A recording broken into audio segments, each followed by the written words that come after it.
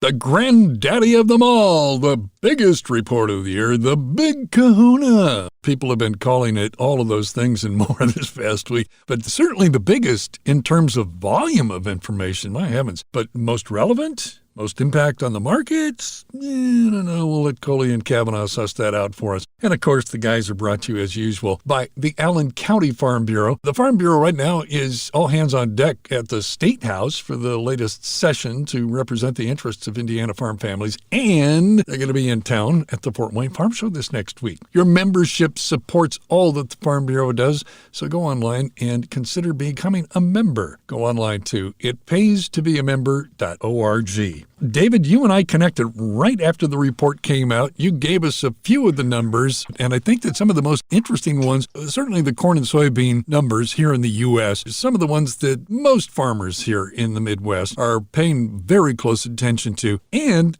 we said at the very outset that the USDA usually delivers a few surprises, and they definitely surprised us in terms of expectations on those numbers, David. They sure did. I mean, where's the winter wheat that was planted this year?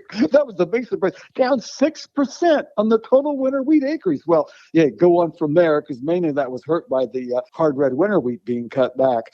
But what's really interesting about this report is that we do have a much bigger corn crop than we thought on less acreage. And we got a much bigger bean crop on less acreage here in the U.S. Plus China. The world ending stocks of corn were up because China's production was up 12 billion.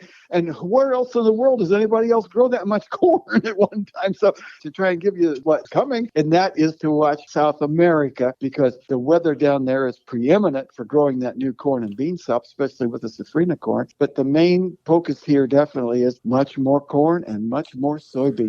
Yeah, John, people have been so fixed on South America here recently, and the numbers that people have been arguing about this Brazilian soybean crop to no end. People talking about dropping down below 150, and people talking about the mid 140s. And here we get a number from USDA. 157 on that Brazilian soybean crop. Yeah, and that's not a very big surprise, because most analysts have been looking at that Brazilian soybean crop in the vicinity of around 158. So come out at 157 is not a horrible shock at all. But we're all over the board on this Brazilian crop. And I'd just like to point out that we're just now getting into the time of the season with the bulk of the Brazilian bean crop. Remember, Brazil is a huge country. And there's quite a range in territory where they grow the soybeans. Now, the northern part of Brazil is doing a little bit of harvesting, but you're talking about less than 3% of the production, so it really doesn't count so much. The yields have not been very good there. The problem area also has been Mato Grosso, but then again, there's reports come out of Mato Grosso that there's some pretty good bean yields that are developing. So the bottom line is the key time for growing the Brazilian beans for most of that crop is now to the end of February. We can't jump the gun, and I'm going to come back and say Brazil weather has improved. So therefore, I'm not sure this crop is going to get a whole lot worse from now. Now, that remains to be seen. But people aren't paying attention to Argentina, because what Brazil is losing is being made up in Argentina, which has got a bumper crop coming on. And you're looking at producing more than twice as many soybeans last year and almost double the corn production. So those gains are offsetting whatever losses are in Brazil. Bottom line is simple. At the moment, South America appears to have plentiful supplies of corn and soybeans, particularly soybeans coming the next year. It's not a problem. Well, but David, I think, the thing is that the conversation inside of the trade has been such that there's a lot of conversation about 152 and 150. And John makes a good point, about the Argentina crop. But part of the conversation with that Brazilian crop, David, tell me if you heard any of that. Some are saying, yeah, they're having better weather now, but there's been some damage done to that. Then back to John's point, a little bit early yet. Way too early, folks. You don't call the South American crops on January the 12th. Look at Argentina's crop number, 54.78 on corn. A year ago, 34. And look for the bean crop, 48.87. And a year ago, 25. The thing I keep hearing over and over again is Argentina's crop is much bigger, as like John said. Look at the comparison. Brazil's 125.33. Last year was 137 on the corn, and on the beans, 156.26. And last year was 160. And the big hue and cry I was hearing out of Brazil is that they ran out of seed beans. because all the beans that were planted in these areas that were droughty, they wanted to replant them, and they couldn't even get seed beans to put them into the dry areas. But I think the thing we have to come to grips with is that we see ahead the demand increasing, because we keep looking at the prices going lower and lower and lower, but you keep seeing these little jibs and drags, people starting to buy it. But at some point, they're going to get smart and look at the Brazilian and Argentina crop and say, hey, I know their crops look a little better, but we've got to get something bought, just like China did. Remember when China was buying not long ago? I think we're just going to have to look at the demand side of this market. And I'm glad you brought that up, David, because you had talked about demand in terms of this report and saying there were some good advances both in ethanol and in feed use. Yep, and corn. Yes, absolutely. Yes, because you even cut the acreage on corn that was harvested. You increase the yield, up to 177.3, a huge number there. But then you increase both that feed usage and the ethanol demand. That shows good news for the corn market.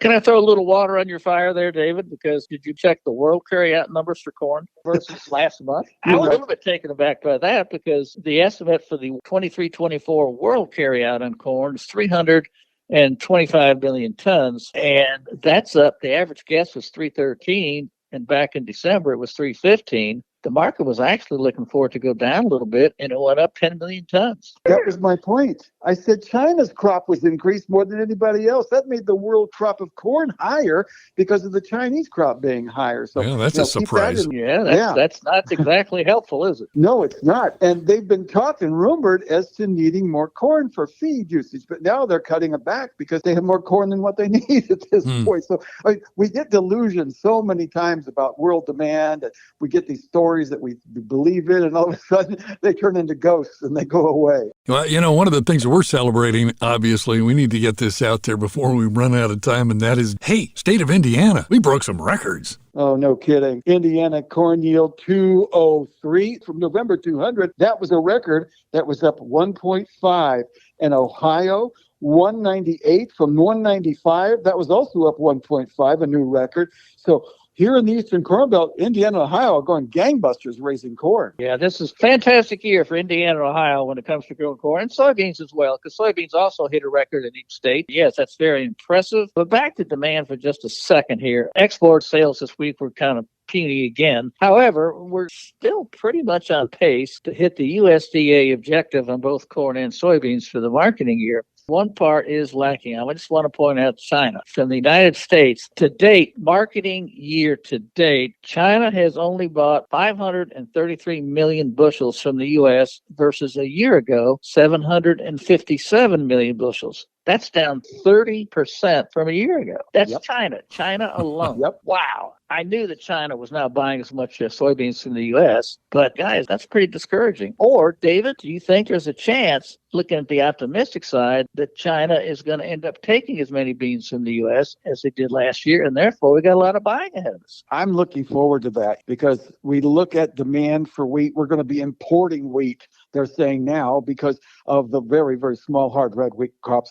But we're going to be exporting more beans definitely to China, other countries too. Because, if you notice on the weekly sales, the Netherlands buys beans, and Spain was the big buyer a week ago. So that continues to show me the European demand for our soybeans is much better than it's ever been. Well, we talk about demand, and the global demand, definitely, it's a huge part of the equation. But I got to feel optimistic about the numbers that you've been talking about in terms of the advances in ethanol and feed use. Obviously, USDA a lot of time uses that as kind of their slush fund to balance their books out. I'm just hoping that on the ethanol that is definitely going to be the case. And on feed use as well, which kind of turning our attentions now to the weather that's been happening, where some of the hardest hit by drought here in the U.S. are now starting to get some replenishment of moisture in their areas, and that goes directly to pasture land and what that means for livestock. And it sounds like, at least on the beef side, David, the conversation has been recently about expanding herds that got so decimated during the drought. Because you're looking at less hard winter wheat planting, definitely so, because the pastures are improving. The farmers are going to put more what they call the feeders out there because they want to get them on the grass, especially with their mothers. And that makes for a nice turnaround when they come into the feedlots, because they're really on feed not that long a time compared to when on the pastures. And when you got pasture land, boy, do you put the cows and the calves out on them. That cuts back your winter wheat acreage, definitely. And talk briefly about the pork market, because hogs, man, they've been in a very tight trading range lately. And man, I tell you what, I've been seeing some great prices at the grocery store. Yeah. And, the Super Bowl's coming up.